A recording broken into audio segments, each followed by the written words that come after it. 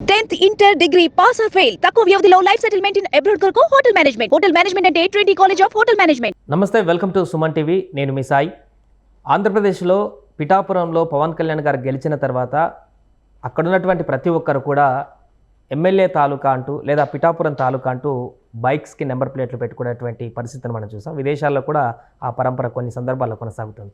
ఈ సందర్భంగా పవన్ కళ్యాణ్ గారు పిఠాపురంలోకి వెళ్ళినప్పుడు ఆసక్తికరమైనటువంటి కామెంట్ చేశారు. ఆ తాలూకా అనేటువంటి పదాన్ని అలా మెన్షన్ చేయడం అనేది ఇబ్బందికరంగా నాకు కూడా చాలా ఇబ్బందికరంగా మారిందంటూ కూడా ఆయన స్టేట్మెంట్లు ఇచ్చారు. దీనికి సంబంధించి మనం మాట్లాడడం మనతో పాటు Suman TV news chief editor Keshav గారు. కేశవ్ గారు నమస్తే. నమస్తే. సో పవన్ కళ్యాణ్ గారు సొంత నియోజకవర్గాలు ఉన్నటువంటి ప్రజలకి ఒక రకంగా సున్నితమైనటువంటి హెచ్చరిక ఇచ్చినట్టు కనపడింది. తాలూకా అనే పదం అట్లా వాడడం వల్ల చట్టానికి విరుద్ధంగా వెళ్ళేటువంటి అవకాశం ఉంటుంది, అలా చేయకండి అనేటువంటి విషయాన్ని సూచించారు. ఎలా చూడొచ్చుంటారు ఆయన కామెంట్స్? పవన్ కళ్యాణ్ గారు పిఠాపురం టూర్లో 3 రోజుల టూర్లో లాస్ట్ డే ఒక 2 స్మూత్ వార్నింగ్స్ ఇచ్చారు. వాటిలో ఇది కూడా ఒకటి. ఎందుకంటే చాలామంది బైక్స్ మీద వాటి మీద ఒక పేరు రాశారు, పిఠాపురం ఎమ్మెల్యే గారు తాలూకా అని చెప్పని నంబర్ ప్లేట్కి పెట్టారు. అది సో నంబర్ ప్లేట్ అనేది బైక్ ఐడెంటిటీ నెంబర్ కదా, అది ఐడెంటిఫికేషన్కి ఉపయోగపడేది. అది సో వాటి మీద పిఠాపురం ఎమ్మెల్యే గారి తాలూకా అంటే చట్టాలను అతిక్రమించినట్టు అవుతుంది ఒకటి. తర్వాత అది ఒకరో ఇద్దరో చేసిన దాన్ని ఫాలో అయ్యి ఇదేదో ఇంట్రెస్టింగ్గా ఉందని చెప్పని ప్రతి ఒక్కరు మొదలెట్టారు. అది ఒక్క పిఠాపురానికి పరిమితం కాలేదు, రాష్ట్రవ్యాప్తంగా విదేశాలలో కూడా కనిపిస్తున్నాయి, విదేశాల్లో కూడా చేశారు. దాన్ని చూసి మరికొంతమంది మంగళగిరి ఎమ్మెల్యే తాలూకా ఇలా మొదలుపెట్టారు, కుప్పం ఎమ్మెల్యే తాలూకా ఇవి కూడా మొదలుపెట్టారు. అది చూస్తానికి కొంచెం ఫన్నీగా ఉన్నా కానీ ఖచ్చితంగా నిబంధనల్ని అతిక్రమించడం అవుతుంది. పవన్ కళ్యాణ్ గారికి ఆయన అభిమానం ఎంత బలమో కొన్ని సందర్భాలు ఇలాంటి పనులు చేసినప్పుడు ఆయన ఇబ్బంది పడేటువంటి సందర్భం ఉంటుంది. ఇప్పటికి కూడా ఆయన డిప్యూటీ సీఎం అయిన తర్వాత కూడా మళ్ళీ సీఎం అని నినాదాలు చేస్తూ ఉంటే కూడా మొన్న తెలంగాణలో ఆయన వాళ్ళందరినీ కూడా హెచ్చరించారు. మీరు ఇప్పుడు మనం డిప్యూటీ సీఎం, మనం బ్రహ్మాండమైన పరిపాలన అందించి ప్రజల్లోకి వెళ్ళాలి, ఈ నినాదాలు వద్దు, నాకు బాధ్యత ఇచ్చారు కాబట్టి నేను దాన్ని నెరవేర్చిన తర్వాత మిగతా అంశాలు ఆలోచిద్దాం అని చెప్పారు. సో ఇక్కడ పిఠాపురంలోకి వచ్చేసరికి ఇలాంటి స్టేట్మెంట్స్, ఇలాంటి స్లోగన్స్ కట్టడం వల్ల ఏంటంటే అది కొంత మిస్లీడింగ్ ఫ్యాక్టర్ కింద మారుతుంది. అందుకని ఆయన సీరియస్గా చెప్పారు ఆ విషయం. కాబట్టి ఆయన అభిమానులు దాన్ని సీరియస్గానే తీసుకుంటారని చెప్పి మనం ఆశించాలి. రెండోది ఏంటంటే సినిమాల గురించి కూడా నినాదాలు చేశారు. సినిమాలు ఎప్పుడు అనే దాని మీద కింద నుంచి స్లోగన్స్ ఇవ్వడం, ఓజీ అని అరవడం. ఓజీ అంటే ఆయన మళ్ళీ ఇప్పుడు క్యాజీ అంటారు. నాకు ఇచ్చినటువంటి అధికారాన్ని కనుక నేను సద్వినియోగం చేయకపోతే అది ఇబ్బంది అవుతుంది. అందుకే నిర్మాతలకి ఆయన చాలా హుందాగా క్షమాపణ చెప్పారు. నిర్మాతలకి క్షమాపణ చెప్తున్నాను, 3 నెలల వరకు మొత్తం ప్రజాక్షేత్రంలోనే ఉంటాయి, ఈ సమస్యలన్నీ ఒక కొలిక్కి వచ్చి. ఇంకో మాట కూడా చెప్పారు, గొంతలు కూడా పూడ్చలేదని రేపు అనకూడదు కదా, కనీసం ఆ పనైనా నేను చేయాలి 2 నెలల్లో. అవన్నీ డైరెక్షన్ కరెక్ట్గా ఇచ్చి పనులు జరుగుతున్న తర్వాత ఒక 2 రోజులు 3 రోజులు నాకు అవకాశం దొరికినప్పుడు షెడ్యూల్ పెట్టుకొని ఆ పెండింగ్ సినిమాలు కంప్లీట్ చేస్తానని చెప్పి చాలా హుందాగా చెప్పారు ఆయన. సో అభిమానులు ఇది అర్థం చేసుకుంటారని మనం భావించాల్సి ఉంటుంది. అభిమానం పవన్ కళ్యాణ్ గారు అంటే అభిమానం ఎంత ఉందనేది కొత్తగా చెప్పాల్సిన అవసరం లేదు. వాళ్ళు ఆయన అభిమానం గుండెల్లో పెట్టుకుని చూసుకున్నారంటానికి మొన్న రిజల్టే ఎగ్జాంపుల్. 100% రిజల్ట్ అనేది ఎవరికి సాధ్యంగా అది అతిక్రమించి లైన్ దాటితేనే చట్టాలకు వ్యతిరేకంగా మారేటువంటి పరిణామాలకు తీసుకెళ్తేనే.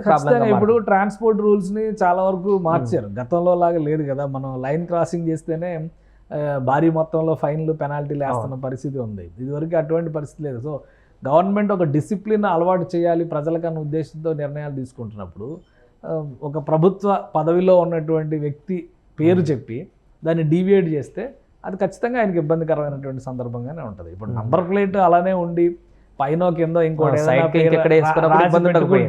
పోనీ ఏదో వాళ్ళ అభిమానం కోసం రాసుకున్నారు. ఎందుకంటే చాలా మనం చూస్తాం కార్లకి వాటికి అన్నిటికీ క్యాప్షన్స్ రాస్తారు, రకరకాల స్లోగన్స్ రాస్తారు, పేర్లు రాసుకుంటారు. ఇట్లా అభిమానం వాళ్ళ సొంత దీనికోసం తీసుకునే నిర్ణయాలు, దాన్ని ఎవరో తప్పుపట్టరు.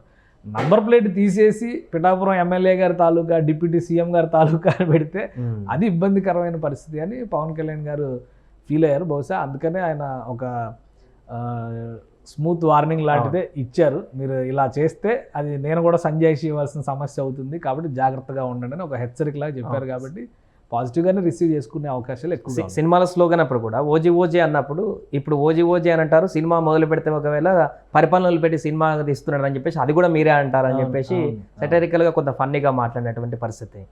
అంటే ఒకటి, సినిమాల్లో పవన్ కళ్యాణ్ చెయ్యొచ్చా లేదా అనే దాని మీద చాలా డిస్కషన్స్ జరిగినాయి. సినిమాలకి దూరం అయ్యి ఆయన చేయాలి అంటే రాజకీయాలు ప్రజాసేవ చెయ్యాలి అనే వాదన ఇప్పటికీ బలంగా చేస్తున్న వాళ్ళు ఉన్నారు. రేపు ఆయన సినిమా డేట్స్ ఇచ్చారన్న విషయం తెలియగానే రాష్ట్రంలో ఉన్న ఏకైక ప్రతిపక్షం వైఎస్ఆర్సీపీ ఇమీడియట్గా ఆయన మీద ఒకరు కాదు 4-5 లేస్తారనమాట. ఉత్తరాంధ్రలో ఒకరు, మధ్యాంధ్రలో ఒకరు, రాయలసీమలో ఒకరు, ఇటు కర్నూలు వైపు ఇంకొకరు, ఇట్లా లేస్తారు. కాబట్టి ఆయన అవన్నీ ఆలోచించుకుని నిర్ణయాలు తీసుకున్నారు. అంటే ఉన్న డేట్స్ ఇప్పుడు షెడ్యూల్ చేసుకోవడానికి కష్టపడతారు. ఇప్పుడు అది నేరం అయితే కాదు కదా. ఇప్పుడు ఎన్టీఆర్ గారు కూడా ముఖ్యమంత్రి ఉన్నప్పుడు కూడా సినిమాలు తీశారు. వ్యాపారాలు చేసుకునే వాళ్ళు చాలా మంది రాజకీయాల్లోకి వచ్చారు. రాజకీయాల్లోకి వచ్చి పదవులు తీసుకున్న తర్వాత వ్యాపారాలు మానేసి వాళ్ళు రాజకీయాలు మాత్రమే చేస్తున్నారా, ఆ పదవులు మాత్రమే నిర్వహిస్తున్నారా? కాదు కదా. కాబట్టి సినిమా అంటే ఏంటంటే అది మీకు ఎక్స్పోజ్ అవుతుంది. ఆ స్క్రీన్ పైన కనిపించినప్పుడు ఆయన సినిమా చేస్తున్న విషయం తెలుస్తుంది. బట్ అది కూడా ఒక ప్రొఫెషనే కదా. సో ఆయన ప్రొఫెషన్ అది కదా. చేయడం నేరం అనడానికి కూడా అవకాశం లేదన్నారు. గతంలో కరుణానిధి కానీ, అలానే ఎంజీఆర్ కానీ, ఎన్టీ రామారావు మనకి ఇక్కడ పెద్ద ఎగ్జాంపుల్ ఎన్టీ రామారావు కానీ వాళ్ళు చేస్తూనే ఉన్నారు. సీఎం పదవిలో ఉన్నప్పుడు కూడా ఆయన ప్రజల కోసం నేను కొన్ని చిత్రాలు నటించినా తప్పు లేదు, అయితే కొన్ని లిమిటేషన్స్ పెట్టుకున్నారు. గతంలో లాగా ఆకుచాటు పిండి తడిచే పాటలు ఉండవు అని కొన్ని సీరియస్ కాన్సెప్ట్లు తీసుకుని, హిస్టారికల్ ఫిలిమ్స్ తీసుకుని, సామ్రాట్ అశోక లాంటివి, శ్రీనాథ్ కవి సార్వభౌమ లాంటివి ఇలాంటివి చేసుకుంటూ వచ్చారు ఆయన. సో ఇప్పుడు తన ఓరియంటేషన్, తన సబ్జెక్ట్ అంశాలను ఏ విధంగా పవన్ కళ్యాణ్ ఎంచుకుంటారనేది ఒక ఇంట్రెస్టింగ్ ఫ్యాక్టర్ అవుతుంది. ఆల్రెడీ ఆయన లాస్ట్ 2 ఫిల్మ్స్ 3 ఫిల్మ్స్ చూస్తే మనకి ఆ బ్రో కానీ, నాయక్ కానీ, వకీల్ సాబ్ కానీ ఇవన్నీ కూడా సోషల్ ఇష్యూ మీద అర్జ్ అయినటువంటి సినిమాలు. సో అందులో నుంచి ఒక మెసేజ్ ఇచ్చే ప్రయత్నమే పవన్ కళ్యాణ్ చేశారు. ఇప్పుడు చేస్తున్నటువంటి సినిమాలు కూడా అందుకు అతీతంగా ఉండేవి కాకపోవచ్చు. ఎందుకంటే ఆయన భగత్ సింగ్, సర్దార్ భగత్ సింగ్, ఉస్తాద్ భగత్ సింగ్ చేస్తున్నాడు, ఈ ఓజీ చేస్తున్నాడు, హరిహర వీరమల్లు చేస్తున్నాడు, అదే హిస్టారికల్ యాంగిల్లో ఉన్న మూవీ. సో ఇవన్నీ చూస్తే పవన్ కళ్యాణ్ గారు ఆ జాగ్రత్తలు అయితే తీసుకునే అవకాశం ఉంది. కాబట్టి ఆయన ఈ బిజీ దీన్ని ప్రజలు ఇచ్చినటువంటి బాధ్యతని ఈ 4 రోజుల్లోనే చాలా కష్టపడ్డారు. ఒక రోజు కూడా విరామం లేకుండా విజయవాడ కానీ, హైదరాబాద్ కానీ, అలానే కొండగట్టుకి వెళ్ళినా కానీ, ఎక్కడికి వెళ్ళినా కానీ ఫైల్లో ప్రాసెస్లోనే ఆయన తలమునకలై ఉన్నారు. అది ప్రత్యర్థుల గుండెల్లో దడలు పుట్టిస్తుంది అనడానికి ఈ దొంగచాటుగా రాత్రిపూట ఫైళ్ళు తగలబెట్టే వ్యవహారాలు చూస్తే కూడా అర్థమవుతుంది. కొత్తగా ఎప్పుడు లేదు ఎర్రచందనం దొంగలు పట్టుకోవడం, ఇట్లాంటి సంఘటనలన్నీ చూస్తే కూడా. సో ఆయన మినిస్ట్రీలో ఒక సీరియస్, ఇంకోటి నిన్న జరిగినటువంటి ఇన్సిడెంటే మనం చూడాలి. విజయవాడలో ఒక అమ్మాయి తప్పిపోతే 9 నెలలుగా పట్టించుకున్నటువంటి పోలీసులు పవన్ కళ్యాణ్కి వెళ్ళి ఫిర్యాదు చేసిన తర్వాత డైరెక్ట్గా ఆయన పోలీసులకి ఫోన్ చేసి మాట్లాడిన తర్వాత వాళ్ళు చొరవ తీసుకుని ఎక్కడో జమ్మూలో ఉంటే పట్టుకుని ట్రేస్ చేసి తల్లికి అప్పగించేటువంటి ప్రయత్నం చేశారు. అంటే ఇదే పోలీసులు కదా గత ప్రభుత్వంలో కూడా పనిచేసింది. పవన్ కళ్యాణ్ అదే చెప్పారు. సో ఒకవేళ మీకు కన్విక్షన్ ఉంటే, చేయాలనేటువంటి తపన ఉంటే, ప్రజాసేవ చేయాలంటే వ్యవస్థలో లోపం లేదు, నడిపించే వాళ్ళ లోపం ఉంది అని దీనికి ఇదే ఒక ఉదాహరణ అని చెప్పారు ఆయన. సో అలాంటి సోషల్ అర్జీతో ఆయన పనిచేయాలనుకుంటున్నారు కాబట్టి దానికి ఒక మోటివేషన్, ఒక రూట్ క్రియేట్ చేసిన తర్వాత సినిమాల వైపు దృష్టి పెడతారు.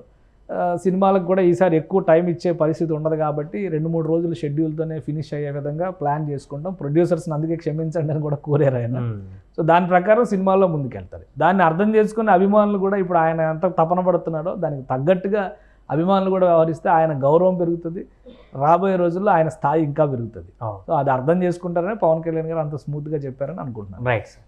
అది మొత్తానికి పవన్ కళ్యాణ్ గారు చెప్పినటువంటి నిన్న తాలూకా అనేటువంటి అంశం కొంత ఇబ్బందికరంగా మారుతుంది. నెంబర్ ప్లేట్లో అది పెట్టడం వల్ల ఆర్టీఐ నిబంధనలు ఉల్లంఘించిన వారు అవుతారు. అలాంటి పరిస్థితి ఇంకెప్పుడు క్రియేట్ చేయకూడదు అని అంటూ కూడా ఆయన అభిమానులందరికీ కూడా చెప్పారు. సినిమాలకు సంబంధించి కూడా కొన్ని ఫన్నీ స్టేట్మెంట్లు కూడా పిఠాపురంలో చేశారు.